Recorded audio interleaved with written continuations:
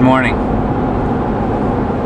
It's about 3:15 a.m. on a Thursday morning. We are on our way to Newark International Airport in New Jersey to catch a 6:10 a.m. flight with a connector in Atlanta, Georgia. If all goes well, we'll be in Guatemala City this morning.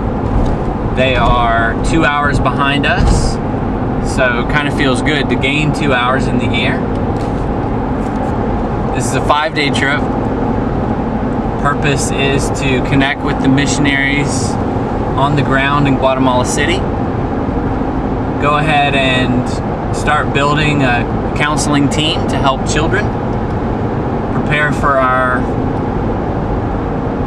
long-term, possibly lifelong mission of helping abused children. That's what we feel called to. Begin to get to know the Guatemalan Spanish culture and look for a place to live. So a lot packed into a short trip, but we're excited. 4-year-old son is staying behind on this trip with his grandparents in New Holland, Pennsylvania. We're very thankful for them.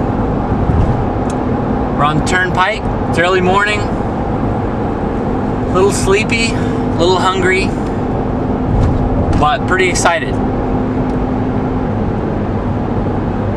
The mission is to move into those third world countries and create healing programs in the countries, in their own culture, where they can be saved, healed, set free, and live out the destiny that God wants them to have, so they in turn can help their own countries, help their own families, help their own cultures. Big calling. We're excited. We know we have a lot of people praying for us. Do ask for prayer for this trip in particular. The latest news from Guatemala was that they've been having lots of rain, and there's been mudslides, so the government has asked people not to travel in certain areas because the roads are quote-unquote impassable. Welcome to missions. Well, we made it to Atlanta, Georgia. We're here safe and sound. You can see the plane behind me that we're going to be taking to Guatemala City. And we had a pretty eventful morning this morning. We thought we were going to have plenty of time to get to the airport and onto our plane. And we had some problems finding the economy parking. In fact, we never did find it.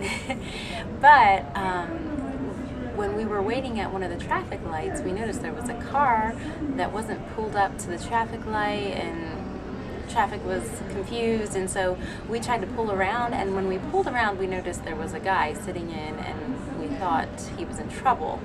And so we pulled over, and we both got out, and Drew went to the driver's side window and I went to the other side window, and the man was sitting in there very still, eyes shut, and we were a bit afraid that he had passed on.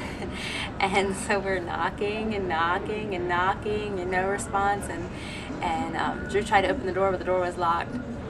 And finally he started stirring and got awake and was confused, so we quickly got out of the way and he drove off. So we hope he's okay. We hope that he got his bearings on where he was at and where he was going. But we felt like that was symbolic of what we're called to do. We're called to wake people up about what's happening to the children, and get people stirred. So we thought that was symbolic of what God is calling us to do. So this is a fun journey, and we're getting ready to board our next plane, and then we'll be in Guatemala. Los niños, los infantes, ahora vamos a dar, saca tu pasaporte por favor, con un papel de cita. Personas que están trabajando con los niños y los infantes. Y las personas que necesitan más tiempo, podemos dar ahora. I'm starting to be able to tell that we have to have a positive attitude as missionaries living in a third world country. We got into Guatemala City yesterday, flew in, very successful flight, was picked up by the missionary and then taken into the city driving. And then later on as we were driving, I began to experience some nausea, some intense stomach pains, started sweating. There were people that were, in the car talking, and I just got quiet because I was feeling really, really sick. And the missionary turned around and said, "Wow, Drew sure is quiet." And I just felt like I can't talk, I'm so sick. And I told him, "Hey, we might want to get near a restroom here pretty soon." I couldn't tell if I was going to upchuck or go the other way on that one. So I was praying, and God really helped me. He helped me to feel better, and I was very thankful for that. There's so much to be thankful for. Starting to build very good relationships with the missionaries, get to know the people. Many people live in guarded communities where you have to drive up to the gates of a community, and there are guards who check your ID, check your pass, and they have guns. If you do it right, you pull up and they know you get smiles. We also experienced where we pulled up to a gated community and the guards had mean looks on their faces, and that's a little bit intimidating.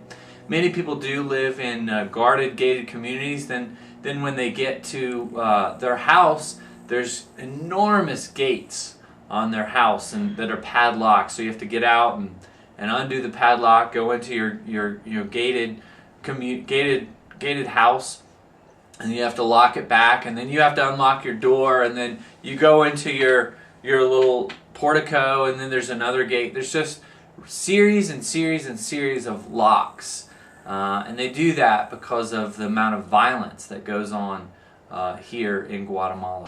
Something that we begin to think about is if UNICEF estimates that there are 100 million street children worldwide, with that number growing, where do we think the street children live?